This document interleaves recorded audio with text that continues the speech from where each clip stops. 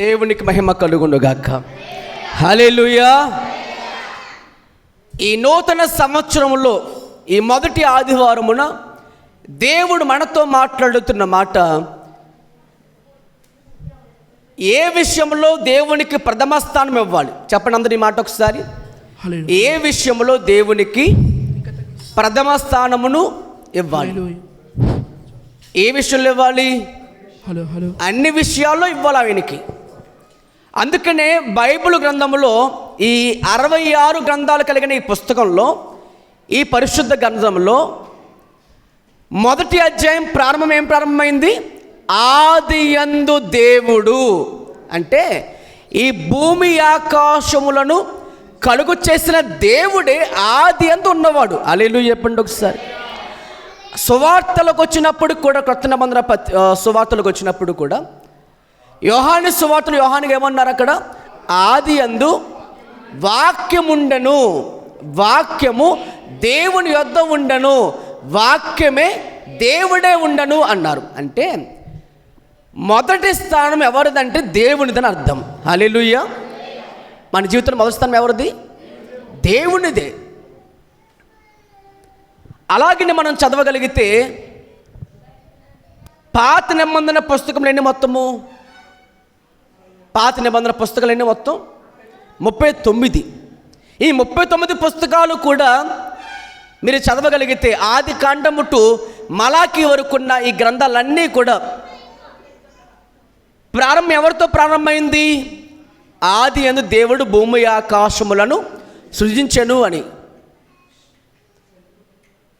దేవుడు 6 దినాలు కష్టపడి 7వ దినం ఏమయ్యారట? ఆయన విశ్రాంతి పొందారు.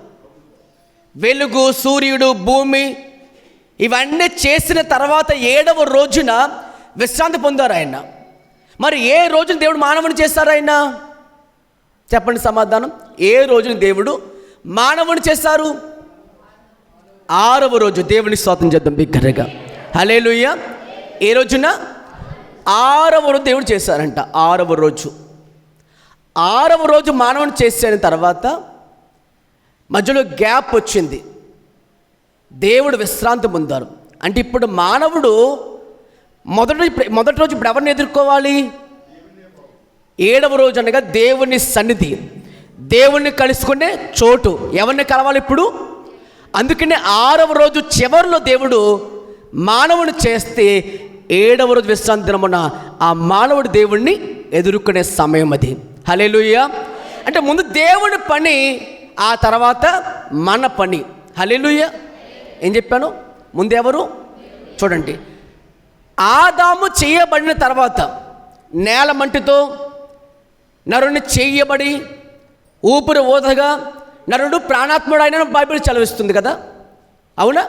ఇప్పుడు ఆ నరుడు ఎవరిని చూస్తాడు? మొదటిగా చేయబడిన వెంటనే దేవుని ముఖం చూడగలిగాడు. స్తోత్రం చెప్తాను బిగ్గరగా. అలాగే ఆదాములో నుంచి తీయబడిన ఎముకతో చేయబడిన హవ్వ కూడా ఎవరిని చూస్తారు మొదటిగా? ఈరోజు ముందు చెప్పండి, ఈరోజు మనం కూడా మొదటిగా చూడాల్సింది ఎవరిని? మొదటి సమయం ఇవ్వాలి ఎవరికి? అంటే అన్ని విషయాల్లో మొదటి స్థానం ఎవరిదంటే దేవునిదే. సృష్టికర్త అయిన దేవునికి ప్రథమ స్థానం ఇవ్వకుండా నువ్వు పని చేసిన ఆ పని ఏమవుతుంది? సఫలం అవ్వదు, వృధా అయిపోతుంది. నువ్వు ఎంత కష్టపడినా కూడా ఆ కష్టం వృధా అయిపోతుంది. జాగ్రత్త. ఎందుకంటే నీ మొదటి స్థానము దేవునికి ఇవ్వలేదు కాబట్టి. ఈ నూతన సంవత్సరంలో ప్రభు నీకు ఇస్తున్న మాట, దేవునికి ప్రథమ స్థానము నీవు ఇవ్వాలని. హల్లెలూయా చెప్పండి ఒకసారి దేవునికి. హల్లెలూయా. కాబట్టి మనిషి 6వ దినమున చేయబడిన తర్వాత దేవుణ్ణి కలుసుకోవడానికి ఆ విశ్రాంతి దినం ఏర్పరచబడింది. అందుకనే 6 దినాలు కష్టపడుతున్నాం మనం. 7వ రోజు ఎక్కడ రావాలి? దేవుణ్ణి కలుసుకోవాలి. ప్రతిరోజు ఇంట్లో మనం ప్రభువుని కలుసుకుంటాం, పని పాటలకు వెళ్ళే ముందు కలుసుకుంటాం ప్రభువుని ప్రార్థన ద్వారా. దేవుని మందిరములో 7వ దినం నేను చేయబడాలి, మనందరం కూడా కలిసి ప్రభుని ఆరాధించాలి. హల్లెలూయా చెప్పండి బిగ్గరగా. దేవునికి స్తోత్రం కలుగునుగాక. అయితే ఇప్పుడు మనం అందరూ నేర్చుకోబోయే అంశం ఏంటంటే, మరి ఏ విషయంలో ప్రభువుకి మనం ప్రథమ స్థానం ఇవ్వాలి అంటే, మొదటిగా ప్రార్థన ద్వారా ప్రభువుకు మనం ఏం చేయాలి? ప్రథమ స్థానం ఇవ్వాలి. మార్కు సువార్త 1వ అధ్యాయం 35వ వచనం చదవండి అందరూ కలిసి. ఇవన్నీ మీరు తీర్మానం చేసుకోవాల్సిన విషయాలన్నీ కూడా. మార్కు సువార్త 1వ అధ్యాయం 35వ వచనం. ఆయన పెందల కడనే లేచి ఇంకను చాలా చీకటి ఉండగానే బయలుదేరి అరణ్య ప్రదేశమునకు వెళ్ళి అక్కడ ప్రార్థన చేయుచుండెను. సీమోనును అతనితో కూడా ఉన్నవారందరూ ఆయనను వెతుకుచూ వెళ్ళి ఆయనను కనుగొని అందరూ నిన్ను వెతుకుచున్నారని ఆయనతో చెప్పగా ఆయన ఇతర సమీప గ్రామములోనికి ప్రకటించినట్లు వెళ్ళుదము రండి ఇందుకోసమే కదా నేను వచ్చి తిని అని వారితో చెప్పాను. హల్లెలూయా. చూడండి, యేసుక్రీస్తు ప్రభువు మనకందరికీ మాదిరిగా ఉన్నారు. ఏ విషయంలో అంటే అన్ని విషయాల్లో ఆయన మాదిరిగా ఉన్నారు. మొదటి మాదిరి ప్రార్థనకు మాదిరిగా ఉన్నారు. ఆయన యేసుక్రీస్తు ప్రభువు వారి యొక్క జీవితంలో ఆయన ఉదయం లేచిన తర్వాత ఎక్కడికి వెళ్ళేవారు అంటే అక్కడ రాయబడిన మాట, పెందల కన్నే లేచి ఇంకా చీకటి ఉండగానే ఆయన అరణ్య ప్రదేశములకు వెళ్ళి దేవునితో ఏకాంత సమయమును గడిపి ఉండేవారు. మరి మనము పొద్దుంతా అయిపోయిన తర్వాత ఎప్పుడు మనకు జ్ఞాపకం వస్తే అప్పుడే ప్రార్థన. అలా ఉండకూడదు. నువ్వు 6 గంటలు లేస్తే అదే నీకు పొద్దున అమ్మయ్య ఎంత త్వరగా లేచిపోయినా అనుకుంటేమేమో. అది కాదు. ఒక సమయం నువ్వు నిర్దిష్ట చేసుకోవాలి. ఉదయం లేవగానే ఇంకా చీకటి ఉండగానే అప్పట్లో గడియారాలు కూడా లేవు. అప్పట్లో వాచ్లు ఎవరి దగ్గర లేవు. అప్పట్లో ఎవరు ఇలాగా 6 అవ్వగానే మనకి ఎలాగైతే మోగుతున్నాయో, ఏమండి 6 అవ్వగానే 6 గంటలు మోగి ఒక చిన్న అధ్యాయంలో ఒక వచనం చూపించి అది మాట్లాడి గుడ్ మార్నింగ్ చెప్పడం, అది కాదు. అప్పట్లో అది లేవు. కానీ యేసుప్రభువు ఏం చేశారట? దేవుడు ఉదయములే లేచి పెందల కన్నే లేచి ఇంకా చాలా చీకటి ఉండగానే ఆ సమయంలో ఆయన ఏకాంతముగా అడవికి వెళ్ళి అక్కడే ప్రార్థన చేసేవారంట. అంటే ఏకాంతంగా వెళ్ళి ప్రార్థనలు ఉండేవారు. ప్రార్థన అయిన తర్వాత ఏం చేసేవారు? అప్పుడే పని ప్రారంభించేవారు. దేవుని స్తోత్రం చేద్దాం బిగ్గరగా. చదవండి మరొకసారి ఆ మాట 28 చదవండి, 36 చదవండి. సీమోనును అతనితో కూడా ఉన్నవారును ఆయన వెతుకుచూ వెళ్ళి ఎక్కడ ఉంటారని, ఆయన ప్రార్థనలో ఉంటారని ఎరిగి వారు వెతుకుచూ వెళ్ళి ఆయన కనుగొని అందరూ నిన్ను వెతుకుచున్నారు ఆయనతో చెప్పగా, నిన్ను అందరూ వెతుకుతున్నారయ్యా అని ఆయనతో చెప్పగా ఆయన ఇతర సమీప గ్రామంలో అప్పుడే ఆయన ప్రార్థన ముగించబడిన తర్వాత ఇతర గ్రామాలకు వెళ్ళేవారు. దేవుని స్తోత్రం చెప్తాం ఒకసారి. అంటే నువ్వు ఎక్కడికైనా వెళ్ళి ముందు ఏముండాలి నీ జీవితంలోని? ప్రార్థన లేకుండా పనిపాటుకి వెళ్ళిపోతే నీ పనిపాట్లు ఏమవుతాయి? సఫలం అవ్వవు. నువ్వు అనుకుంటావు అంతే. రెక్కలు మొక్కలు చేసుకుంటూ డబ్బులు చేతి మిగలవు. చిల్లి సంచులు వేసినట్లు పోతూ ఉంటాయి.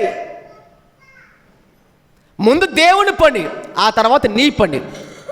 ఫస్ట్ ప్రయారిటీ ఎవరిదంటే దేవునిదే. దేవునికి ఇవ్వకుండా నా కష్టంతో నేను సంపాదించుకున్నా అనుకున్నావా? నువ్వు గర్వించిన వాడితో సమానం. అందుకే నీ ప్రార్థన ఉండదు. కొంతమంది ఏమనుకుంటారంటే ఇది నా కష్టం, ఇది నెలంతా కష్టపడ్డాను, చెమటొచ్చాను కాబట్టి నేను చదివించగలుగుతున్న పిల్లలు అనుకుంటారు. నీ పిల్లల్ని చదివించగలడానికంటే దేవుడి కృప ఉండాలి. నీకు దేవుడి కృపే ఉండాలి.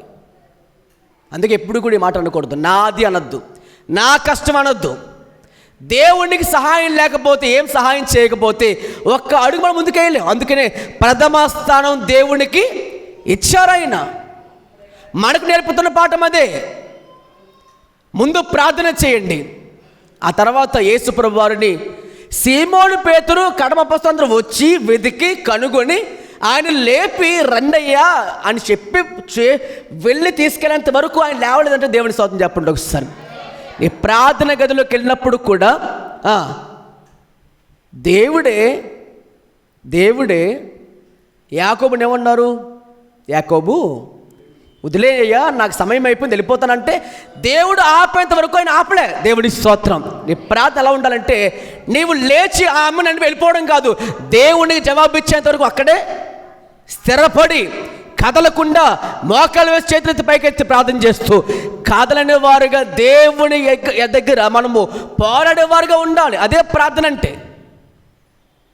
నీకు నువ్వే మోకాలు వేసుకొని ప్రార్థన చేసేసుకొని ఆమెను అనేసుకుని వెళ్ళిపోయి ఇది ప్రార్థన కాదు.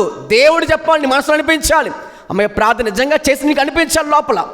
ఆ ప్రార్థనలో కూడా దుఃఖాలు, ఏ దుఃఖము? అది కూడా లోక సంబంధం దుఃఖమే. నా పిల్లలు, నా కుటుంబం, నేను, నా భార్య, నా భర్త, నా పిల్లలు, అంతే, అయిపోయింది. అది ప్రార్థన. నీ కోసం ప్రార్థన చేసేంత మాత్రాన అది నీకేమాత్రం కూడా ఆశీర్వాదం తీసుకురాదు. గుర్తుపెట్టుకునే మాట, నీవు నీ కోసం చేసుకునే దానికంటే కూడా ఇతరుల కోసం చేసే ప్రార్థనలో గొప్ప ఆశీర్వాదం ఉంది. నమ్మిన దేవుని గట్టిగా స్తోత్రం చేద్దాం బిగ్గరగా. ఏం చెప్పాను? నీకు నీ మీద ఉన్న ప్రేమ కంటే కూడా నిన్ను వలే నీ పొరుగువాన్ని ప్రేమించు అన్న మాట వాగ్దానం చేసుకుని నీకంటే ఎక్కువగా ఎదుటి వారి కోసం దుఃఖపడు. దేవుడిని కష్టకాలంలో దేవుడికి తప్పక సహాయం చేస్తాడు ఆయన. నమ్మిన వారు మాత్రమే దేవుని స్తోత్రం చెప్పండి ఒకసారి. హల్లెలూయా. ఇప్పుడు చెప్పండి, మీరు మీకోసం ఎక్కువ ప్రార్థన చేస్తున్నారా, ఇతరుల కోసం ఎక్కువ ప్రార్థన చేస్తున్నారా? అందరి కోసం అన్నవారు ఏం చేస్తారు చెప్పడా? అందరి కోసం అన్నవారు ఏమంటారంటే, అందరినీ దీవించు ప్రభువా, నన్ను కూడా దాంట్లో ఉంచు ప్రభువా, ఆమెన్ అంటారంతే. అందరి కోసం అంటే ఏమన్నా ఎంతమంది హాస్పిటల్ లేరు, ఎంతమంది అనారోగ్యంతో లేరు, ఎంతమంది ఎవరినసలు పాడైపోతలేదు, ఎంతమంది ఇంకా అనేక మంది దుర్వ్యసనాలతో పాడైపోతలేదు. వారి కోసం ప్రార్థన చేయకుండా ఆమెను అనుకుని నీ కుటుంబం కోసం, నీ పిల్లల కోసం, నీ భర్త కోసం, నీ భార్య కోసం, నీ పనిపాట్ల కోసం ఏడ్చి ఎంత గొగ్గలు పెట్టిన దేవుడు ఆ ప్రార్థన వినడు. ఎందుకంటే స్వార్థంతో కూడిన ప్రార్థన. కాబట్టి గమనించండి, ఈ నూతన సంవత్సరం ప్రభు నీతో మాట్లాడుతున్నమాట, మనతో మాట్లాడుతున్నమాట. మొదటి స్థానము ప్రార్థనలో నువ్వు దేవునితో గడపాలి. ఈరోజు చాలామంది చేస్తున్న తప్పుడు పని ఏంటంటే, ఉదయం లేవగానే సెల్ ఫోన్ చూసుకోవడం, ఆ సెల్ ఫోన్లో మళ్ళీ మెసేజ్లు పెట్టాలి ఎవరికో. అప్పటిదాకా నిద్ర పోలేదు అసలు. ఎప్పుడు నిద్రపోతావు అంటే ఛార్జింగ్ అయిపోయిన తర్వాతే. అప్పటిదాకా ఏముండదు, అసలు కళ్ళుకు అలసట ఉండదు. అందుకే ప్రభు చెప్పారు, చూచుట చేత కన్నుకు చెప్పరే. మా వాక్యాలు తెలియక ఎవరు లేక తెలుసు అందరికీ, కానీ ఒప్పుకోవడానికి భయం. చూసుకోలేదు కళ్ళుకి ఏముండవట, తృప్తి ఉండదు. దేవుడి స్తోత్రం చెప్పండి ఒకసారి. హల్లెలూయా. కాబట్టి ప్రభు మనతో మాట్లాడుతున్న మాట, దేవునికి మొదటి స్థానముగా ప్రార్థన ద్వారా ప్రభువుని ఎదుర్కోవాలి అని ప్రభు మాట్లాడుతున్నారు. చూడండి, ఆ తర్వాతనే యేసు ప్రభు వారు ఇతర గ్రామాలకు వెళ్ళి, సమీపంగా ఉన్న గ్రామాలకు వెళ్ళి సువార్త ప్రకటిస్తూ ఇందు నిమిత్తమే వచ్చిందనే కదా ఈ లోకమునకు అని మాట్లాడి ఆయన 39వ వచనంలో గలిలయ అందంతటా వారి సమాజ మందిరములలో ప్రకటించుచు దయ్యములను వెళ్ళగొట్టుచుండెను. ఒక కార్యం జరిగించబడాలంటే ముందే ఉండాలి, నీ జీవితంలో ప్రార్థన ఉండాలి. ప్రార్థన చేయడం ద్వారానే, ప్రభుతో ఎక్కువ సమయం గడపడం వల్లనే ఆయన దయ్యాల వెళ్ళగొట్టే కార్యక్రమంలో కూడా దయ్యాల వెళ్ళగొట్టగలిగారు. ఈరోజు నీవు కూడా గమనించుకోవాలి. ఈరోజు నీ కుటుంబంలో ఉన్న శోధనలు తొలగించబడాలంటే ప్రభువుకు ముందు స్థానము ఇవ్వగలగాలి. దేవుని దగ్గరగా స్తోత్రం చెప్పండి ఒకసారి. హల్లెలూయా. భక్తుడైన దావీదు గారు కూడా ఏమని తన గ్రంథంలో మాట్లాడుతున్నారంటే చదవండి. కీర్తన గ్రంథం 5వ అధ్యాయం, కీర్తనలు గ్రంథము 5వ అధ్యాయం 3వ వచనం. కీర్తనలు 5:3. యెహోవా ఉదయమున నా కంఠస్వరము నీకు వినబడును, ఉదయమున నా ప్రార్థన నీ సన్నిధిని సిద్ధము చేసుకుని కాచి ఉందును. దేవుని స్తోత్రం చెప్పండి ఒకసారి. ఏ సమయమునంట? ఉదయమునే. ఎవరైనా? దావీదు గారు తన కీర్తనలో మాట్లాడుతున్న మాట అది. ఉదయమున లేచి నేను చేస్తానంటే నా కంఠస్వరము ప్రభువునకు వినబడాలంటే ప్రార్థన చేస్తాడంట. మౌనంగా ఉండిపోయి కంఠస్వరాలు పైకి లేవనెత్తగా ఉండిపోయిన వారిని అపవాది మూసేస్తున్నాడు వారి నోరుని. ఉదయం లేచిన వెంటనే నువ్వు చేయాల్సిన పని ఏంటంటే నీ కంఠస్వరం ప్రభువుకు వినబడినట్లుగా ప్రార్థన చేయాలి. నీ మనస్సు, నీ హృదయం ఆయన వైపు తిప్పబడాలి. లోక సంబంధమైన మాటలు అప్పుడు పెట్టుకోకూడదు. ఒక ఫేస్బుక్ ఓపెన్ చేస్తూ నువ్వు మాట్లాడేదనుకుంటావు, కానీ వారు మాట్లాడుతున్న దానికి ఏం చేస్తున్నావు, నువ్వు రిప్లై ఇస్తున్నావు, మెసేజ్ ద్వారా మాట్లాడుతున్నావు అంటే మాట్లాడటం అది కూడా సమాధానం. నీ హృదయం లోక సంబంధంగా ఉండకూడదు. నీ హృదయం దేవునితో ఏకమవ్వాలి. ఎప్పుడు అన్ని సమయాల్లోనూ, ప్రత్యేకంగా నువ్వు ఉదయం లేవగానే ఏమి చెప్తున్నా ప్రభు కంటే, ప్రభువా నేను లేచిన వెంటనే నా దేవుని నేను ఏం చేస్తున్నాను, దేవునికి మొదటి స్థానం ఇస్తున్నాను. రాత్రంతా కాపాడబడ్డాం మనం. 31వ తారీఖు చివరి వరకు కూడా మరణించిన వారు అనేక మంది ఉన్నారు. ఈ సమయంలో లేని వారు చాలామంది ఉన్నారు. కానీ దేవుడు మనకి ఏమి ఇచ్చారంటే తన కృపను అనుగ్రహించి మన సజీవ లెక్కలో ఉంచిన కారణం బట్టి మనం ఏం చేయాలి, ప్రభుని ఎల్లప్పుడూ స్తుతించాలి ఆయన్ని. అందుకే ప్రభు చెప్తున్న మాట ఏంటంటే, ఇదిగో యెహోవా ఉదయమున నా కంఠస్వరం. అంత చదవండి మాట ఒకసారి. జగదీషు నీ ఎక్కడ ఉందో, నువ్వు ఎక్కడ చూస్తున్నావు నువ్వు? యెహోవా ఉదయమున నా కంఠస్వరం నీకు వినబడును. ఉదయమున నా ప్రార్థన నీ సన్నిధిని సిద్ధము చేసి కాచుకుంటున్నాను, సిద్ధము చేసుకుంటున్నాను. ఏం మాట్లాడాలో ప్రభువుతో ముందుగా సిద్ధం చేసుకోవాలి. ఒక పాట పాడాలా, ఎప్పుడు సిద్ధం చేసుకోవాలి? మందిరానికి వచ్చిన తర్వాత అప్పటికప్పుడు ఏంటిది కనిపించి అదే ఎక్కడుంది ఏంటిది సిద్ధం చేసుకుంటే నీకు ఈ తదమాట ఉండదు. మరి ఏం చేయాలి?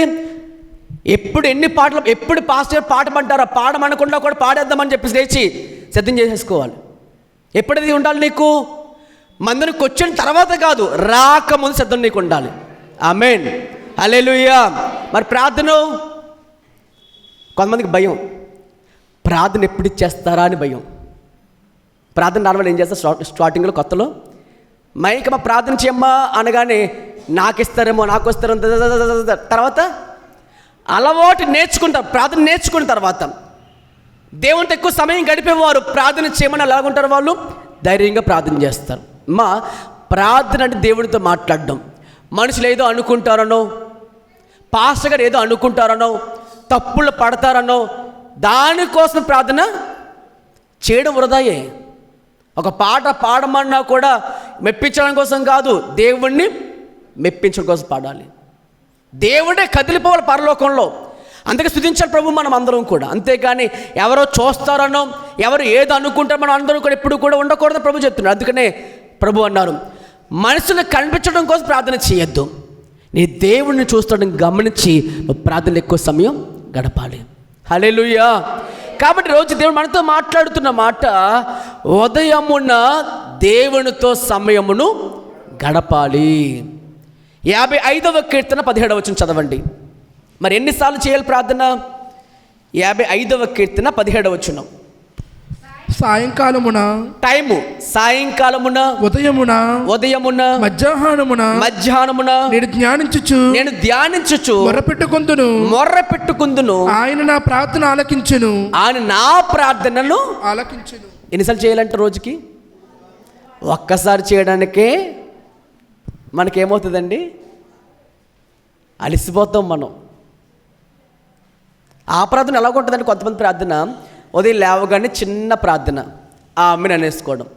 మధ్యాహ్నం చేస్తారు ప్రార్థన ఎప్పుడు? భోజనం చేసేటప్పుడు. ఏమని? ప్రభువా ఈ అన్నంలో విషం కలగకుండా గాక, ఆమెన్. బల్లి మరి ఏది కూడా పడకుండా గాక, ఆమెన్. తినే ఆహారం పరిశుద్ధపరచు ప్రభువా, ఆమెన్. కొంతమంది ఆ ప్రార్థన కూడా ఉండదు, ఆకలితో అలమటించిపోయి వెంటనే గుడికి మింగేస్తుంటారు అంతే. ఇంకొంతమంది సాయంత్రం ప్రార్థన చేస్తారు. ఎందుకు అంటే, ప్రభువా ఉదయమంతా కాపాడు కదా నాయన, ఈ సాయంకాలం కాపాడు, నువ్వు నాకు ఒక కాపలాదారుడిగా కాపలాకాయ ప్రభువా, ఆమెన్. అయిపోయింది. దొంగలు పడకూడదు ప్రభువా, దుష్టి ఎత్తుకుపోకూడదు ప్రభువా, చుట్టూ ఏముండాలి ప్రభువా, నేను పడుకుంటావు ప్రభువా, నువ్వు మాతో పడుకోకు ప్రభువా, నువ్వు పడుకుని మళ్ళీ నాకు. ఇదేంటి ప్రార్థన? దేవుని ఒక వాచ్మెన్గా చేశారు కొంతమంది ప్రార్థనలో. ఒక వాచ్మెన్గా చేసిన వాళ్ళు ఉన్నారు. ఎందుకంటే బైబిల్లో మాట వాగ్దానం, ఆయన కుడుకడు, మనం ఏంటి, మనం కుడుకుతాం, మనం నిద్రపోతాం. మరి ఆయన ఏం చేయకూడదు అంటే ఆయన కాపలాదారుడు మనకి. అంటే ఈ రీతిగా ప్రపంచమంతా కూడా ప్రభువుని ఏం చేసుకున్నారంటే అపార్థం చేసుకున్నారు. ప్రియ దేవుని బిడ్డలారా, నువ్వు నిజంగా ప్రార్థన పడుగా ప్రార్థన పరురాలుగా ఉంటే అసలు నీ కుటుంబానికి నీవే రక్షకుడవు. ఆమేన్, హల్లెలూయా. ఈరోజు నువ్వు భయపడుతున్న మాటి కంటే కారణం నీ ప్రార్థనలో బలం లేదు కాబట్టి. ప్రార్థనలో బలం ఉన్నవారు ఏం చేయలేరు? శోధన వచ్చినా, శ్రమ వచ్చినా, ఏమొచ్చినా కానీ ప్రార్థనలో బలం లేని వారు భయపడిపోయి కంగారు పడిపోయి కుంగిపోతూ ఉంటారు, మాట్లాడితే ఏడుస్తూ ఉంటారు. ప్రార్థనలో బలం ఉన్నవారు మాత్రం ఎన్ని శ్రమలు వచ్చినా వారు ఎదుర్కోవడానికి ఇష్టపడుతూ ఉంటారు. వారు నిజమైన క్రైస్తవులు. గట్టిగా చప్పట్లు కొట్టి స్తోత్రం చేద్దాం బిగ్గరగా. మరి ఈరోజు మనం ఎలా ఉన్నా ఒకసారి చూసుకోండి, ఆలోచన చేయండి. ఈ నూతన సంవత్సరాన్ని ఒకసారి జ్ఞాపకం చేసుకుని మొదటి వర్తమానముగా సాయంకాలం ప్రార్థన చేయాలి, ఉదయమున ప్రార్థన చేయాలి, మధ్యాహ్నం ప్రార్థన చేయాలి. ఇలా ఈ 3 సమయాలు కేటాయించుకో, ప్రార్థనకి ప్రత్యేక ప్రార్థన చేసుకో. వ్యక్తిగతంగా ప్రభుత్వం గడపండి, మీ కుటుంబంతో కూడా గడపండి ప్రార్థనలో. దేవుడు తప్పక నీ ప్రార్థన దేవుడు తప్పక జవాబిచ్చి నడిపించును గాక. హల్లెలూయా, హల్లెలూయా, హల్లెలూయా. మరొక మాట 63:1 చదవండి. కీర్తన గ్రంథము 63:1. దేవా దేవుడవు నీవే, నా దేవుడవు నీవే, వేకువనే నిన్ను వెతుకుదును, వేకువనే నిన్ను వెతుకుదును, నీ బలమును నీ బలమును నీ ప్రభావమును చూడవలనని, నీ ప్రభావమును చూడవలనని పరిశుద్ధాలయమునందు పరిశుద్ధ ఆలయమునందు నేను ఎంతో ఆశతో నీ తట్టు కనిపెట్టుకుని ఉన్నాను. నీళ్లు లేక ఎండి ఉన్న దేశమందు నా ప్రాణం నీ కొరకు తృష్ణగొనుచున్నది. నీ మీద ఆశ్చర్యతను చూడవలనని నా శరీరము కృషించి ఉన్నది. దావీదుగా చెప్తున్న మాట అది. దేవా నా దేవుడవు నీవే, వేకువనే నిన్ను వెతుకుతున్నాను నేను. వెతకాలి ప్రభువుని వెతికేవారు కావాలని ప్రభు ఎదుగు చూస్తున్నాడండి. వివేకము కలిగిన వారు మాత్రమే ఆయన ఎదుర్కొంటారు, ఆయన వెతుకుతారు. ఎలా వెతకాలి ప్రభువుని? ప్రార్థన ద్వారా ప్రభువుని వెతకాలి. చాలామంది చూడండి, బైబిల్లో మాట కూడా ఉంది, ఒక స్త్రీకి 10 వెండి నాళములు ఉన్నాయంట. దాంట్లో ఒకటేమైపోయింది, పడిపోతే ఏం చేసింది ఆమె? అమ్మయ్య పడిపోయింది, అమ్మయ్య thank you so much God, praise the Lord అందా? మరేమంది? అది దొరికేం చేసిందంట ఆమె? వెతికింది. ఎలాగా? దీపం వెలిగించి చీపురు పట్టుకుని ఊడ్చి దొరికేంత వరకు వెతుకుతుంది ఆమె. హల్లెలూయా. ప్రభుని ఏం చేయాలి? వెతుకుడు మీకు దొరుకుడు, అంటే దొరికేంత వరకు వెతకాలి ప్రభువుని. అంటే ప్రార్థనలో పెదవులతో చేయడం కాదు. ప్రార్థన 2 రకాలు. ఒకటి పెదవులతో కూడిన ప్రార్థన, 2 హృదయంతో కూడిన ప్రార్థన. మరి మన ప్రార్థన ఎలాగొందో చూడండి ఒకసారి. వాళ్ళు చెప్పనా ప్రార్థన 2 రకాలు చెప్పండి ఒకసారి. ఒకటేంటి? పెదవుల ద్వారా వచ్చే ప్రార్థన. ఇది ఎంత ఆయాసపడినా, ఎంత కృషించిపోయినా, ఎంత క్షీణించిపోయినా, ఎంత నీరసపడిపోయినా కానీ ఈ ప్రార్థన ఉపయోగం లేదు. మరి ఎలా ఉండాలి నీ ప్రార్థన? హృదయము ద్వారా వచ్చే ప్రార్థనే ఉండాలి. అందుకని నీ పూర్ణ హృదయంతో, నీ పూర్ణ మనసుతో, నీ పూర్ణ సత్యముతో ఆయన ప్రేమించాలి. నీ హృదయంలో పాపంతో ఉండి, నీ హృదయంలో స్వార్థంతో ఉండి, నీ హృదయం అంతా కూడా దేవునికి ఇష్టం కాని విషయాలతో పెట్టుకుని ప్రభువా అంటే ప్రార్థన దేవుడు ఆలకిస్తాడా? ఆలకించడు. హన్నా దేవుని సన్నిధిలో మోకాళ్ళు వేసి తన ఆత్మను, తన హృదయం దేవునికి అప్పగించుకొని దేవుని సన్నిధిలో కన్నీటితో ప్రార్థన చేస్తూ మూలుగుతుందంట అమ్మ. ఎలా చేస్తుంది ఆ ప్రార్థన? మూలుగుతూ ప్రార్థన చేస్తూ ఉంది. అందుకు ఏలి అనే సేవకుడు అన్నారు, అయ్యా అమ్మ అన్న నువ్వు ప్రార్థన చేస్తున్నావు, పెదవులు మాత్రమే కదులుతున్నాయి, మరి నోరు మెదపట్లేదేంటి అని అడగ్గా ఆమె అంటుంది, నేను నా ఆత్మను ఆయన సన్నిధిలో కుమ్మరిస్తున్నాను. దేవుడు ఆ ప్రార్థన ఆలకించాడు లేదా? ఎప్పుడు మూడుగుతూ ఉండాలి ప్రార్థనలు. అంటే భక్తుడిని హిజ్కియా భక్తుడు అంటారు, రాజని హిజ్కియా గారు తన జీవితంలో ఒక ప్రార్థన ద్వారా అతన్ని దేవుని సన్నిధికి వెళ్ళినప్పుడు ఏమంటాడంటే, యెషయా గ్రంథం 38వ అధ్యాయం ఎలా మూలుగుతున్నాడంట ఆయన. యెషయా గ్రంథం 38వ అధ్యాయం దయచేసి 14 చదువుదాం. 38, 14. మంగళకత్తి పెట్టవలను, ఉదయ కొరుకువలను, నేను కిచకిచలాడితిని.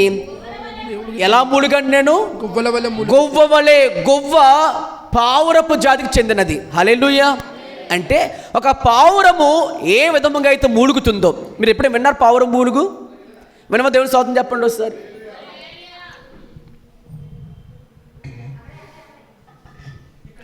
ఇలా వేసింది లేదా అక్కడ పెట్టండి. లేదు, పావురపు మూలుగు ఎలాగైతే ఉంటుందో ఆయన వాక్యం చెప్తున్న మాట. రాజు హిజ్కియా దేవుని దగ్గర ఎలాగ మొరపెట్టాడంట, అక్కడ రాయబడిన మాట, గొవ్వ వలె ములిగి తిని నేను. ఒక పావురము మూలగాలి. పావురపు మూలుగు ఎవరైనా సరే ఇష్టపడరు అంత తొందరగా. దాంట్లో వేసండి.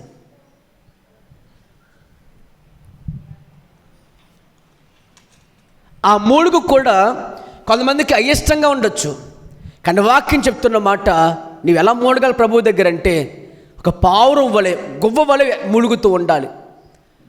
భక్తుడైనటువంటి పౌలు గారు కూడా రోమాపత్రిక 8:26 ఏమని రాశారంటే, రోమాపత్రిక 8:26 ప్రార్థన చేయడము నాకు రాదు అని నువ్వు బలహీనతలో ఉన్నప్పటికీ కూడా దేవునికి ఎలా సహాయం చేస్తారంటే, అటువలే ఆత్మయు మన బలహీనతలను చూసి సహాయం చేయుచున్నాడు.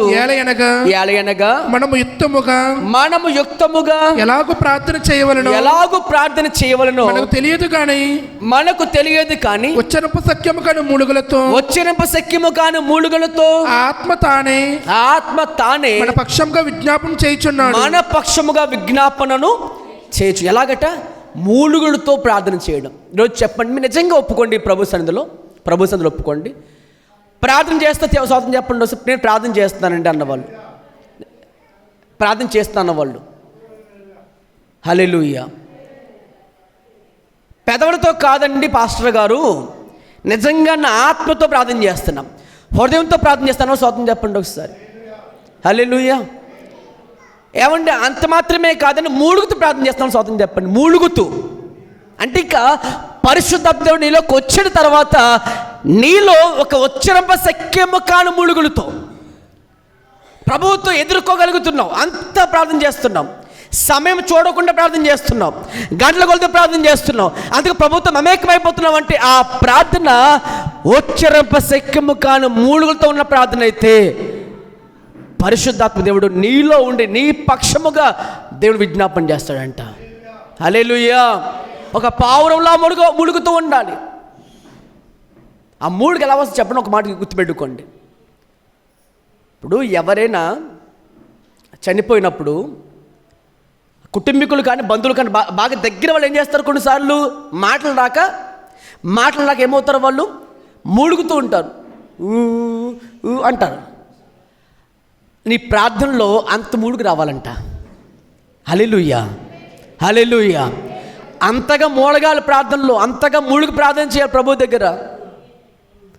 బిగ్గరగా దేవుని స్తోత్రం చేద్దాం ఒకసారి. హల్లెలూయా. కాబట్టి ఉదయమే ప్రార్థన ఉండాలి. ప్రార్థన మాత్రం ఉండాలా ప్రభువా? 2 పాటలు పాడాలి. పరిశుద్ధ లేఖనాలు తెరిచి కీర్తనల గ్రంథం 59:16 చదవండి. కీర్తనల గ్రంథము 59:16. ఈరోజు ఎంతమంది అయితే ప్రభువా నేను ఈ విధంగా సిద్ధపడుతున్న రోజు నుంచి ఈ నూతన సంవత్సరం అన్న వారికి దేవుడు మరొక మాట నేర్పుతున్నారు. 59:16 చదవండి కీర్తనల గ్రంథంలో. నీవు నా ఎత్తైన కోటగా ఉన్నావు, ఆపద్రము నాకు ఆశ్రయముగా ఉన్నావు, నీ బలమును గురించి నేను కీర్తించదను, ఉదయమున నీ కృపను గురించి ఉత్సాహగానమును చేసేదను. దేవుడు నాకు ఎత్తైన కోటగాను కృపగల దేవుడుగాను ఉన్నాడు, నా బలమా నిన్నే కీర్తించదను. ప్రార్థనలు ఏముండాలి? 2వదిగా పాటలు పాడాలి.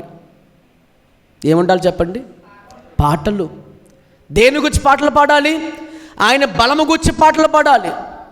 యెహోవా నా బలమా, యథార్థమైనది నీ మార్గం, పరిపూర్ణమైనది నీ మార్గం. యెహోవా నా శత్రువులు నన్ను చుట్టినను, నరకపు పాశము లరికట్టినను. అలాగే నేను చేయాలి ప్రభుని ఎప్పుడు కూడా ఉదయం లేవగానే నీకొచ్చిన పాట ఒక మాట చెప్తా వినండి. నిజముగా దేవుని ఆత్మ నీతో ఉండి ప్రార్థన చేస్తే ఆ టైంలో నువ్వు అనుకోకుండా నీకు దేవుడు ఒక ప్రార్థన, ఒక పాట నీకు అప్పగిస్తాడని. ఒక పాట ఆ టైంలో ఒక పాట గుర్తొస్తుంది. ఆ పాట పాడుతూ ఉంటావు, తెలియకుండా వస్తుంది ఆ పాట నీకు. అనుకో నువ్వు తెలియకుండానే నీ ముందు కొన్ని స్క్రీన్ పెడతాడు ఆయన, వారి కోసం ప్రార్థన చేయమంటాడు. అసలు నీకు అర్థం అవ్వదు ఆ ప్రార్థన ఎందుకు చేయాలి నేను అనుకుంటావు. అసలు పరిశుద్ధాత్మతో కూడిన ప్రార్థన అంటేనండి, ఎవరెవరి కోసం ప్రార్థన చేయాలో కూడా ముందు నీ మనసులో ఆయన చెప్తాడండి. ఆ స్క్రీన్ నీకు వచ్చేస్తుంది అక్కడ. అది రావట్లేదు, అదే దుఃఖం, అదే కన్నీళ్ళు, అదే మూడుగులు ఎంత విడిచినా కానీ నీకు అది మనసు రావట్లేదు అంటే ఒకటి గుర్తుపెట్టుకో, ఎక్కడ తప్పిపోయావు నువ్వు, ఎక్కడ పొరపాటు పడ్డావు, ఎక్కడ కొంచెం దూరం దేవుడికి దూరం అయిపోయావు నువ్వు అని గుర్తుపెట్టుకోండి. ముందు దానికోసం ప్రార్థన చేయి. నువ్వు ఏ బలహీనతలు పడ్డావో ఆ బలహీనతలు విడిచిపెట్టేట్టుగా ప్రార్థన చేయి. ఒప్పుకో ముందు. అందుకు ప్రభు అన్నారు, అతిక్రమం దాచిపెట్టుకున్నవాడు వర్ధులడు, విడిచిపెట్టి ఒప్పుకున్నవాడు కనికరం పొందుకుంటాడు. ప్రార్థనలో ఒక స్పర్శ నీకు రావట్లే, ప్రార్థనలో ఒక తాకనికి రావట్లే. ఒక ప్రార్థన చేయగానే గాలి నీ మీదకి వచ్చి స్పర్శించినట్టుగా స్పర్శించబడ్డావు నువ్వు. ఒకప్పుడు ఒక ఆత్మ మీదకి వచ్చి తాకుతున్నట్టుగా నేను తాకించబడ్డావు ఒకప్పుడు నువ్వు. ఒకరు మోకాళ్ళ వేగంగా ఏడిపోచ్చేది నీకు. మరి రావట్లేని కారణం అంటే ఎక్కడో తప్పిపోయాము. అది ఎక్కడ తప్పిపోయామో అది నీకే తెలుసు. దాన్ని ప్రభు దగ్గర పెట్టి ప్రార్థన చేయి. దేవుడు నీకు తప్పక తన జవాబులు ఇచ్చి నడిపించునుగాక. హల్లెలూయా. ఎందుకనగా హృదయంలో ఉన్న రహస్యాలు ఎవరికి చెప్పబోవచ్చు, తెలియబోవచ్చు, కానీ హృదయం ఎరిగిన దేవుడు మాకు చూస్తాడు. కాబట్టి పరిశుద్ధాత్మ దేవుడు సహాయం కోరితే నీలో నుండి ఆ పాపములన్నీ కూడా ఆయన ఒప్పిస్తాడంట. హల్లెలూయా. బైబిల్లో మాట ఉంది, ఆయన వచ్చి లోకమును గూర్చి, పాపమును గూర్చి, తీర్పును గూర్చి ఒప్పుకొని చేసే దేవుడు ఆయన. గట్టిగా చెప్పలు కూడా స్తోత్రాలు చెబుతాం ఒకసారి. హల్లెలూయా. అసలు నీకు అర్థమవ్వదు, నువ్వు దేవునికి ఎంత దూరం అయిపోయావు నీకు అర్థమవ్వదు, నువ్వు దేవుని ఎంత శిక్షించావు నీకు అర్థమవ్వదు, ఎంత బాధ పెట్టావు నీకు అర్థమవ్వదు.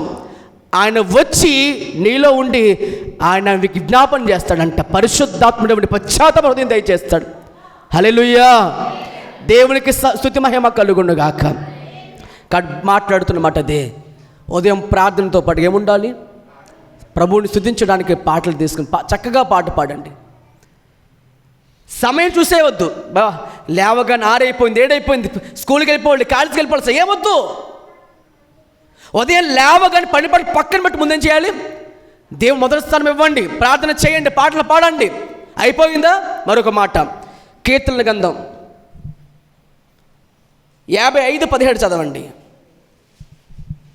55:17 కీర్తన గ్రంథం 55:17. సాయంకాలమున, ఉదయమున, మధ్యాహ్నమున నేను ధ్యానించుచు మొరపెట్టుకొందును. ధ్యానించుచు అంటే లోపల ముడుగుతూ మొరపెడతాడంట భక్తుడైన దావీదు గారు. ధ్యానమును గూర్చిన మరొక పర్యాయ పదం చెప్పగలిగితే బైబిల్లో అనేక మాటలు ఉన్నాయి, కానీ ఒక మాట ఏంటంటే దివారాత్రమైన వాక్యమును, అంటే పాటలు ఉండాలి, వాక్యం ఉండాలి, ప్రార్థన ఉండాలి. ఈ 3 కలిస్తేనే అది అసలైన ఆరాధన అవుతుంది. అది ఉదయకాల చేసిన ప్రార్థన, ఉదయమైనా, మధ్యాహ్నమైన, సాయంకాలమైనా. మన ఆత్మీయ రోగం తొలగించబడాలంటే డాక్టర్ గారు ఏమంటారంటే 3 పూట్ల ఈ ట్యాబ్లెట్ వేసుకోమ్మా తగ్గిపోద్ది అంటారు. 3 పూటలో కూడా వాక్యం చదువుతూ, ప్రార్థన చేస్తూ, పాటలు పాడుతూ, దేవుని కీర్తిస్తూ ఉంటే తప్పకుండా దేవుడికి ఎందుకు విజయం ఇవ్వడు? ఆమేన్. ఆయన ఎత్తైన కోట, నీ దుర్గమైన, నీ శృంగమైన, ఆపద్దినములను మొర్రపెట్టగలిగితే వెంటనే జవాబిస్తాడు ఆయన. ఏలియా గారట 3.5 సంవత్సరాలు ప్రార్థన చేశాడు ఆయన. 3.5 సంవత్సరాలు ఏకదాటిగా ప్రార్థన చేశాడు. కానీ బయలుప్రవక్త దగ్గరికి వచ్చే సమయానికి 3 నిమిషాలు ప్రార్థన చేశాడు. బహిరంగముగా 3 నిమిషాలే, కానీ వ్యక్తిగతంగా 3.5 సంవత్సరాలు ప్రార్థన చేశాడు. ఏం జరిగింది? ఆయన ప్రార్థన చేయగానే అగ్ని దిగొచ్చింది అక్కడికి. ఆమేన్. హల్లెలూయా. అంటే వ్యక్తిగతంగా ఎక్కువ సమయం ప్రభుత్వం గడపండి, అందరిలో ఉన్నప్పుడు నీకు మైక్ ఇచ్చినప్పుడు గంట కూడా ప్రార్థన చేయక్కలే, చిన్న ప్రార్థన చేసిన ఆ ప్రభావము అనేక తాకెళ్తుంది. అది దేవుని స్తోత్రం చేద్దాం ఒకసారి. హల్లెలూయా. మనం ఏం చేస్తుంటే రివర్స్ అయిపోతాం. మనం ఇంట్లోనేమో 3 నిమిషాలు ప్రార్థన, ఇక్కడేమో చెప్పండి. అది వేషధారణ. నువ్వు నిజంగా ఆత్మ నడిపించబడినప్పుడు అయితే నువ్వు ఎంతసేపు ప్రార్థన చేసినా పర్లే. ఉపవాస ప్రార్థన చేస్తున్నావా, చెయ్యి, ఎక్కువసేపు ప్రార్థన చేయి. నేను చెప్పేది ఏంటంటే, ఎప్పుడైనా వ్యక్తిగతంగా ప్రార్థన చేయమడు అందరిలో ఉన్నప్పుడు, సమయం కేటాయించబడినప్పుడు ఆ సమయంలో చిన్న ప్రార్థన చేసినా కానీ అది అద్భుత కార్యాలు చేయగలుగుతుంది. ఎప్పుడు వ్యక్తిగతంగా ప్రభుత్వం ఎక్కువ సమయం గడిపే వారికి. లేదంటే ఎంత గింజుకున్నా ప్రభావం రాదు. అది ఎలాగంటే చెప్పనా, సంసోను ఆత్మతో ఉన్నప్పుడు సింహాన్ని కూడా చేల్చగలిగాడు. ఆమేన్, హల్లెలూయా. గాడిదెమ్ముకతో 1000 మంది చంపగలిగాడు. ఆత్మను కోల్పోయిన తర్వాత ఎట్లు విరజముననుకుందురు కానీ ఏం చేయలేకపోయాడు. పదును పోయింది, నడిపింపు కోల్పోయాడు, ఆత్మను కోల్పోయాడు, అభిషేకాన్ని కోల్పోయిన తర్వాత సంసోను ఎట్లు ఎంత ప్రార్థన చేసినా అవదు. గింజేసుకుంటే ఎంత గింజేసుకుంటే అవదు. ఎందుకని యెహోవా ఆత్మ సంసోను ఎడబాసిన విషయము సంసోను కూడా తెలియలేదంట. కారణం పాపము. మరలా అదే సంసోను జ్ఞాపకం చేసుకుంటే ఎందుకు పడిపోతాడు, ఇప్పుడు ఎందుకు లేవలేకపోతున్నాడు, పడిపోతున్నాడు, ఎందుకు పడిపోతున్నా అని మళ్ళా జ్ఞాపకం చేసుకొనగా అప్పుడు అర్థమైంది దేవుని ఆత్మ నన్ను విడిచెళ్ళిపోయిందని. అప్పుడు అంటున్నాడంట ఏమని, ఈ ఒక్కసారి ప్రభువుని జ్ఞాపకం చేసుకో. పడిపోయిన వాడిని సహితం దేవుడు మళ్ళీ ఏం చేస్తున్నాడు, ఆయన లేవనెత్తుతున్నాడు. ఈరోజు ఎందుకు నువ్వు గింజేసుకున్నా కార్యం జరగట్లే, ఎందుకు ప్రార్థన చేసి ఎంత గంటలకు చేసినా అవ్వట్లేదంటే ఎక్కడో మనం ట్రాక్లో తప్పిపోయి ఉన్నాం, ట్రాప్ అయిపోయాం. అపోతే ఎక్కడ మనం మింగేయడానికి చూస్తున్నాడు వాడు. అవి ఎక్కడో మనం గమనించుకోకపోతే ప్రమాదంలో ఉన్నట్టని గుర్తుపెట్టుకోండి నూతన సంవత్సరంలో. రెండవదిగా ప్రథమ స్థానం దేవునికి ఏ విషయాలు ఇవ్వాలి? మొదటిది ఏం చెప్పుకున్నాము, ప్రార్థనలో ప్రథమ స్థానం ఆయనకి ఇవ్వాలి. రెండవది సంతోషం కలిగినప్పుడు ఇవ్వాలి ఆయనకి ప్రథమ స్థానం. ఇప్పుడు యాకోబు రాసిన పత్రిక 5:13 చదవండి. యాకోబు రాసిన పత్రిక 5:13. ఈ నూతన సంవత్సరంలో దేవునికి ఇవ్వాల్సిన ప్రథమ స్థానం ఒకటి ప్రార్థన ద్వారా ఉదయం లేవగానే, రెండవది సంతోషములో కూడా ఆయనకు ప్రథమ స్థానం ఇవ్వగలగాలి. యాకోబు రాసిన పత్రిక 5:13 చదవండి. మీలో ఎవరికైనాను శ్రమ సంభవించిన అతడు ప్రార్థన చేయవలెను. ఎవరికైనాను సంతోషం కలిగిన చెప్పండి అందరూ కూడా, సంతోషము కలిగిన అతడు కీర్తనలు పాడవలెను. దేవుని స్తోత్రం చెప్పండి ఒకసారి. మీరు మాట చెప్పండి, నాకు ఆన్సర్ ఇవ్వండి. సంతోషం ఉన్నప్పుడు దేవుడి జ్ఞాపకం వస్తాడా? ఏమ్మా వస్తాడా? వస్తే ధన్యులు, లేకపోతే అన్యులు.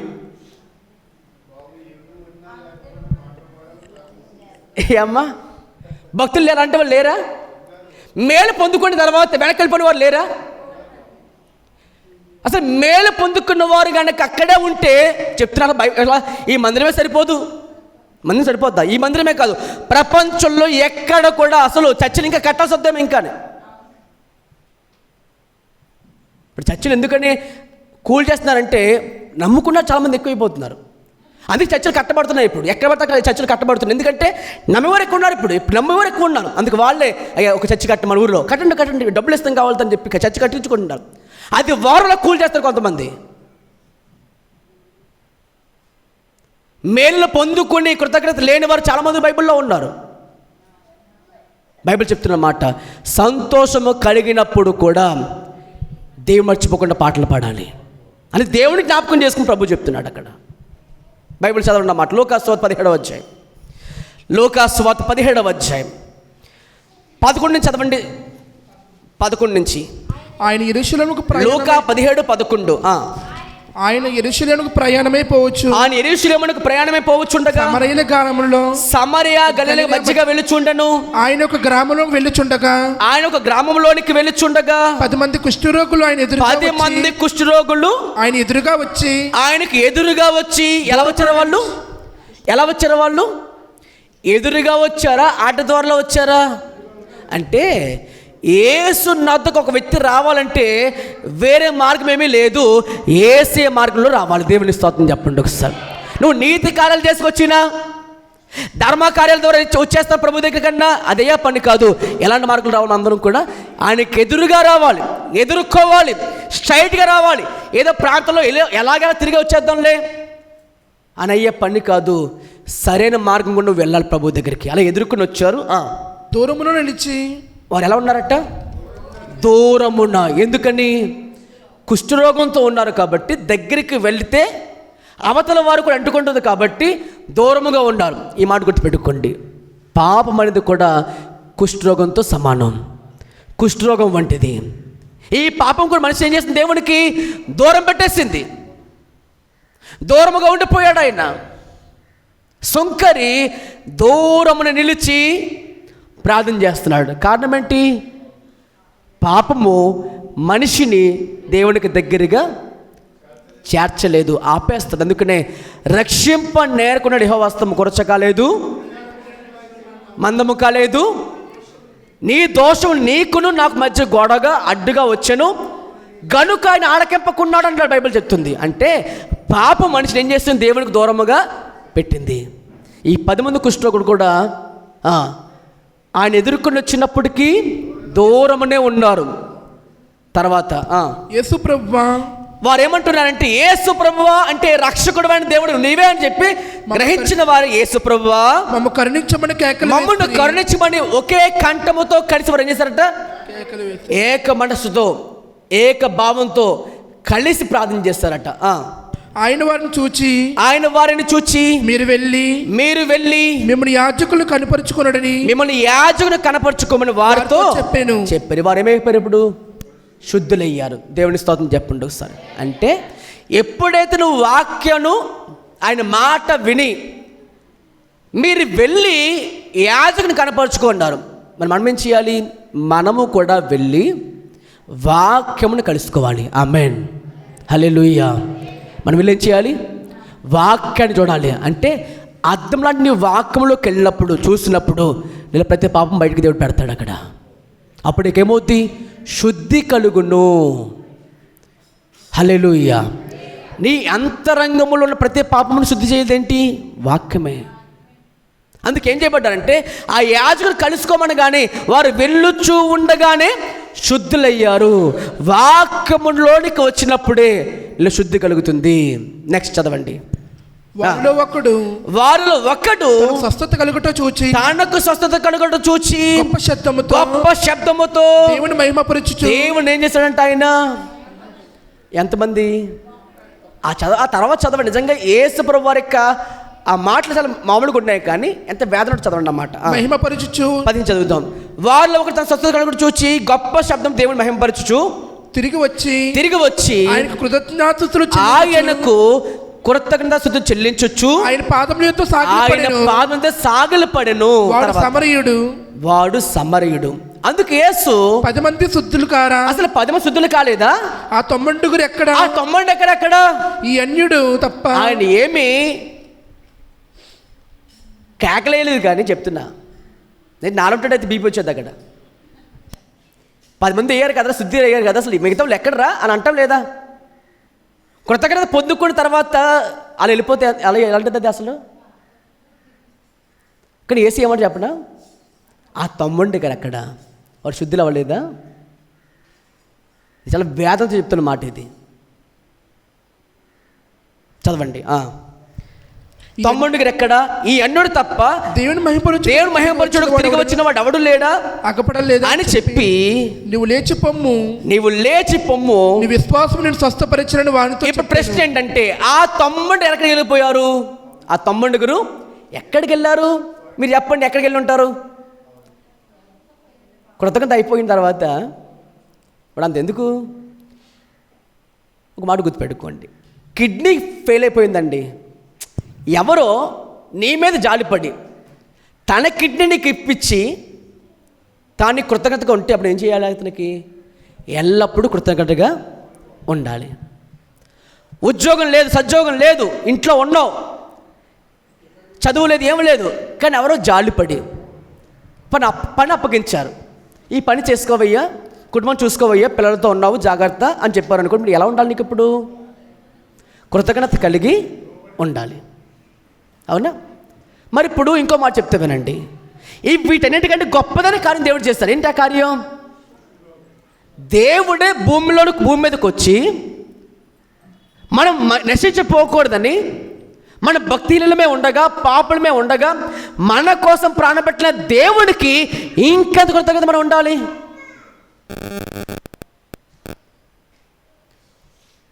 కృతజ్ఞత గురించి పాడడం కాదు, కృతజ్ఞత గురించి మాట్లాడడం కాదు, కృతజ్ఞత చూపించడం ప్రభుకు కావాలి. ఆ 90 ఏమైపోయి ఉంటారని నేను అనుకుంటున్నాను. చాలా అయిపోతుందేమో కుటుంబానికి కలిసి. ఇప్పుడు ఏమైపోయింది? యేసు దగ్గర రావడానికి కుటుంబం అడ్డొచ్చింది. కొంతమందికి ధనం అడ్డొస్తుంది, కొంతమందికి వారి క్రియలే అడ్డొస్తాయి. హోషేయ గ్రంథం చదవండి. హోషేయ గ్రంథం 5:4 చదువుదాం. 747 747 పేజీ, 747 పేజీ చదువుదాం. హోషేయ గ్రంథం 5:4 చదవండి. తమ క్రియల చేత అభ్యంతరపరచబడిన వారై వారు తమ దేవుని యొద్దకు తిరిగి రాలేకపోదురు. ఏం క్రియల చేత? తమ క్రియలు, తమ సొంత క్రియలు ఏవి ఉంటాయి, అవి మానలేరు, ఈయన దగ్గర రాలేరు. ఏవో అడ్డుగా ఉన్న నీకు దేవునికి, దాని వలనే రాలేకపోతారు చాలామంది. మేలులు పొందుకున్న తర్వాత కృతజ్ఞత చూపించాల్సిన వారు చాలామంది వారి క్రియలు చెడ్డవి కాబట్టి, వారి క్రియల్లో మంచిదనం లేదు కాబట్టి, వారి కుటుంబమో మరి ఏదో వారికి అడ్డొచ్చినాయి కాబట్టి వారు ఏమైపోతున్నారంటే దేవునికి దూరం అయిపోతున్నారు. కానీ వాక్యం చెప్తుంది, నీ పనుల పాటలు అయినా సరే, ఏమైనా సరే ఆయన మీద మోపిరా ప్రభు దగ్గరికి. ప్రయాసపడి భారం వస్తున్న సమాజ జల్లారా, నా ఎదుకు రండి. మీ ప్రయాస, మీ పాప భారం, మీ ఏమైతే ఆర్థిక భారం ఏమైనా సరే ఆయన మీద మోపురండి ప్రభు దగ్గర. మొదటి నీ నీతిని, నీ రాజ్యమును వెతికితేనే, ఆయన రాజ్యం వెతకాలి మనం ముందుగా, ఆయన నీతిని వెతకాలి. అప్పుడు నీకేం కావాలన్నీ ఆయన చక్కగా సమకూరుస్తాడు. ఆయన నమ్మిన దేవుని స్తోత్రం చెప్పండి ఒకసారి. హల్లెలూయా, హల్లెలూయా. కాబట్టి ప్రియ దేవుని బిడ్డలారా, ఈరోజు చాలామంది వారి జీవితంలో వారి మీద వారు ఆధారపడి ఉంటారు. ఇప్పుడు ఈ మాట గుర్తుపెట్టుకోండి. ఎంతో ప్రార్థన చేస్తున్నాము కాబట్టి, ఎంతో కేకలు వేస్తాము కాబట్టి, యేసు ప్రభువు మమ్మల్ని కనికరించి ప్రార్థన చేస్తాము కాబట్టి మమ్మల్ని కనికరించాడు, జాలి చూపించాడు, స్వస్థపరిచాడు అని కుష్ఠరోగులు అనుకుని వెళ్ళిపోయి ఉంటారు 9 మంది కూడా. అంటే మేము ప్రార్థన చేస్తాము, అందుకు కార్యం జరిగింది, అయిపోయింది, అంతే, ఇంకెందుకు, మాకు రోగం తగ్గిపోయింది, ఇంకేంటి రాయంతో పని నాకు. ఇది కొంత పని చేసి పన్నది నాది అనుకుని ఎప్పుడు అనుకోవద్దు ప్రియ దేవుని బిడ్డలారా. నా రెక్కల కష్టం, నా కష్టార్జితం, నా వ్యాధి తగ్గడానికి కారణం నేనే, నేను డబ్బులు పోసాను నేను కాబట్టి ఆ రోగం తగ్గింది అంటే ఒక మాట గుర్తుపెట్టుకోండి, ఆ రోగము తగ్గే మందు నీకు ఇవ్వబోతే అవుతుందా? ఆ డాక్టరే బతికాలంటే ఆ డాక్టర్ కూడా దేవుని కృప ఉండాలి. ఆ టైంలో, ఆ సమయంలో ఒక మాట గుర్తుపెట్టుకోండి. ఒక నాకు సమయంలో ఒక ఆమె నాకు సాక్ష్యం చెప్పారు. ఈ మధ్యకాలంలో అనుకుంటా. అంతెందుకు, ఈ మన ఎవరు వెంకన్నయ్య గారు చూడండి, సమయం కాని సమయంలో తెల్లవారుజామున ఎటువంటి టైంలో ఆయనకి ఏమొచ్చేసింది, వెంటనే అకస్మాత్తు కానీ ఈ పక్షవత రావడానికి ప్రయత్నపడిపోయింది. అప్పటికప్పుడే చేతి మొత్తం కాలు మొత్తం లాగేసినాయి. క్షణంలో దేవుడు ఎవరికో ఒక సహాయం చేయకపోతే ఆయన వారికి సహాయం చేయడానికి ఎవరికి లేకపోతే ఏమోను. ఒకసారి వీరెడ్డి పెద్దమ్మ గారు కూడా చెప్పారు, పెద్దమ్మ గారు కూడా చెప్పారు ఒకసారి, సరోజిని పెద్దమ్మ గారు కూడా సాక్షి విన్నప్పుడు అనుకోకుండా అకస్మాత్తుగా అప్పటికప్పుడు ఏదో అయిందండి, సడన్గా దేవుడు కృప చూపించారు. అంతేనా?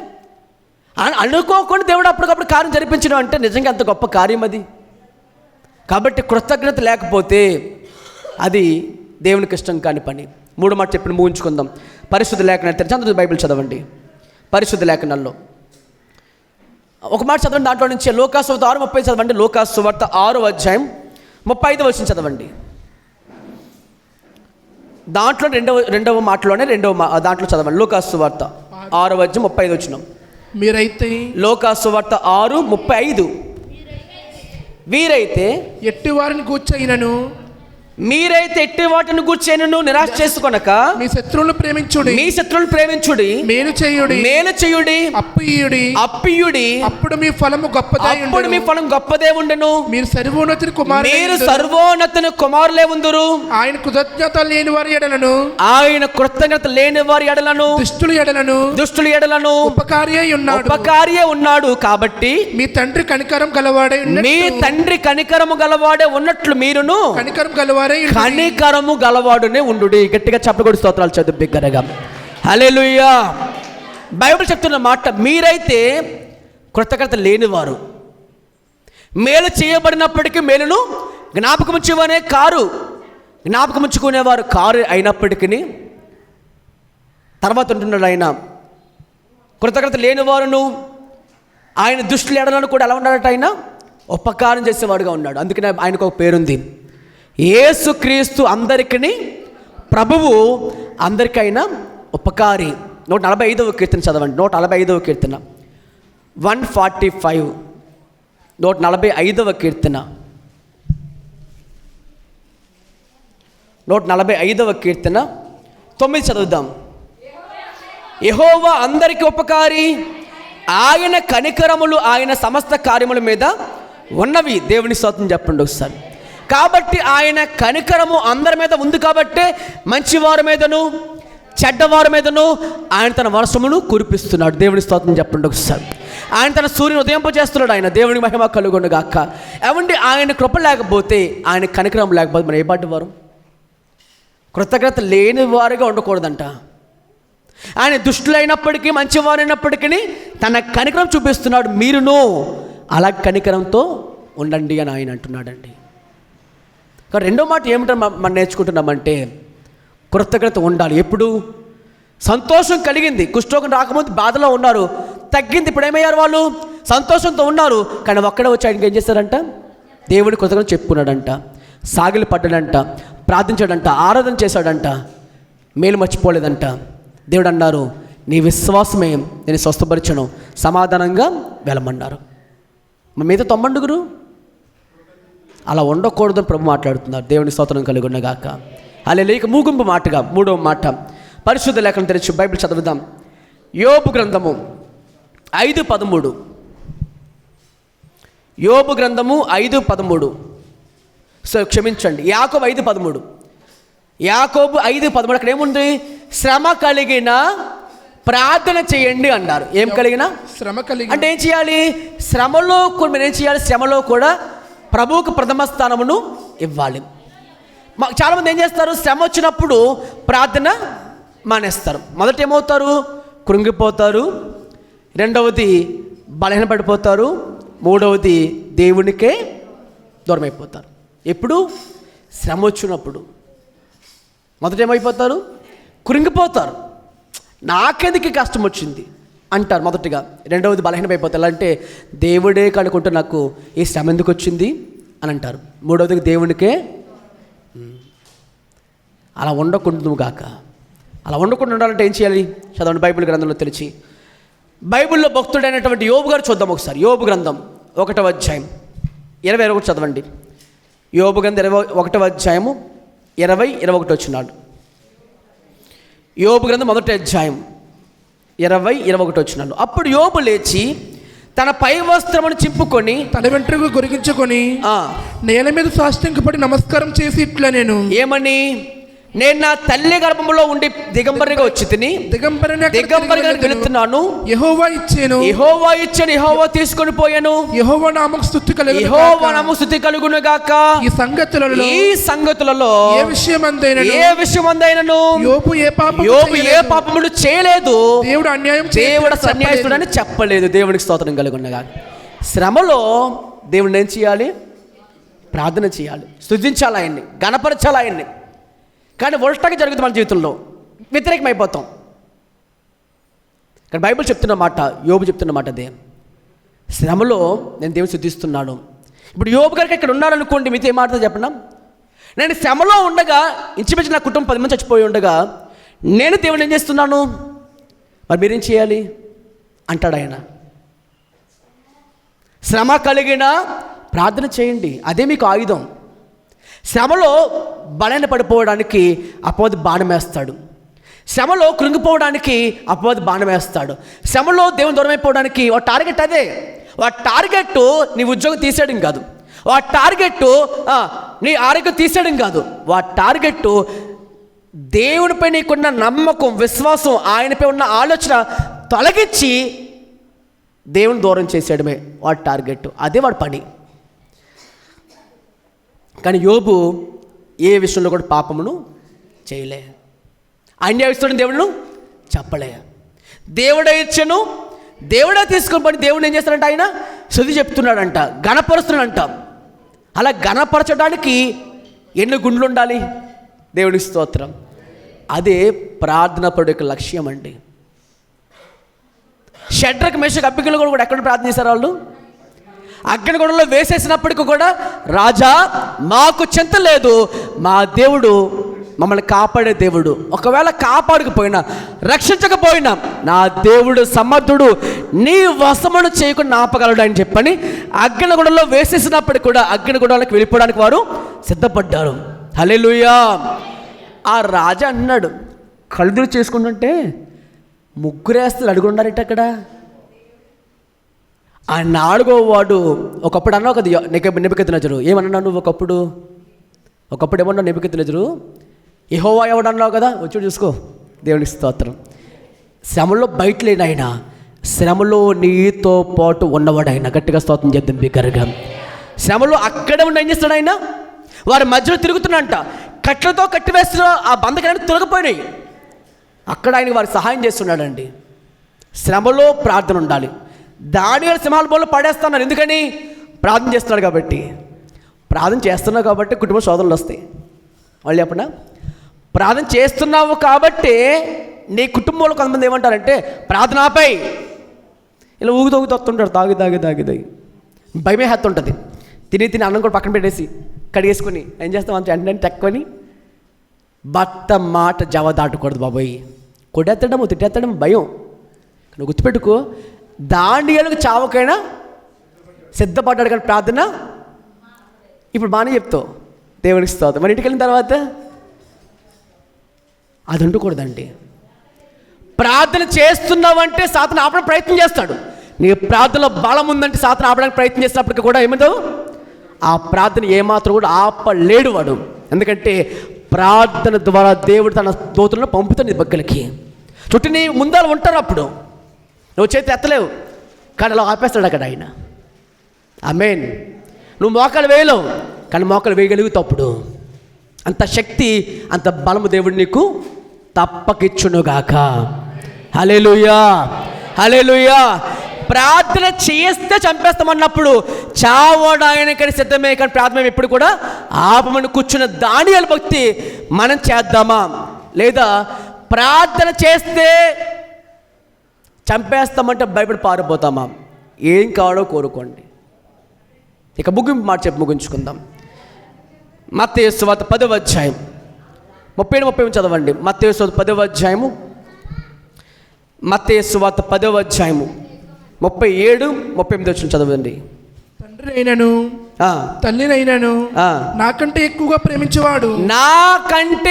ప్రేమించేవాడు నాకు పాత్రుడు కాడు. చదవనమాట, మరొకసారి చదవనమాట. తండ్రినైనను తల్లినైనను నాకంటే చూడండి, ఎవరికంటే ఎక్కువగా? దేవుని కంటే ఎక్కువ ప్రేమించేవారు నాకు దేవుడికి అసలు పాత్రులే కాలమంట. 4వ మాట ఏమిటనగా, మన మనస్సులో కూడా దేవునికి మొదటి స్థానమును చెప్పాలి, ఇవ్వగలగాలి. కొంతమంది బైబిల్ అంటాడు, దేవుడు కూడా నీ హృదయము ధనం ఎక్కడుండునో హృదయం అక్కడే ఉంటుందంట. అంటే కొంతమంది దేవుని స్థానం ఎవరికి ఇచ్చేస్తారు? డబ్బుకి ఇచ్చారు, అధికారంకి ఇచ్చారు. అర్హతకి ఇచ్చారు, గౌరవానికి ఇచ్చారు. కానీ దేవుడు అంటున్నారు, నీ హృదయంలో నేనే మొదటి స్థానం ఇయ్యి ఉండాలి. హల్లెలూయా, హల్లెలూయా. అంటే దేవుని కంటే ఎక్కువ ఏది ఇష్టపడితే అది ఆ దేవుని స్థానాన్ని కాచేస్తుంది. అది చాలా ప్రమాదం. కొంచెం స్టార్టింగ్లో ఎలా ఎంటర్ అవుతాం, ఆ తర్వాత లోపలికి ఇంకా కూరుకుపోతుంది. చాలా ప్రమాదం. ఫిలిప్పీ పత్రిక 3:19 చదవండి. ఒకసారి చదవండి. ఫిలిప్పీ పత్రిక 3:19 చదవండి.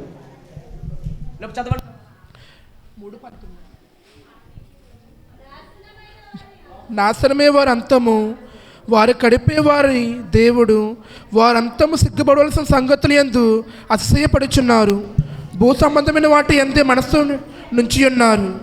ఫిలిప్పీ 3:19 దాంట్లో ఒకటి ఉంటుంది చూడు ఒకసారి. నాశనమే వారి అంతము, నాశనమే వారి అంతము, వారు కడిపే వారి కడిపే వారికి ఏంటంట దేవుడు. దేవుడు కడిపే వారికి దేవుడు అంటే అర్థం ఏంటండి? శరీర సంబంధముగానే వారు జీవిస్తున్నారు కాబట్టి తినడమా, తాగమా,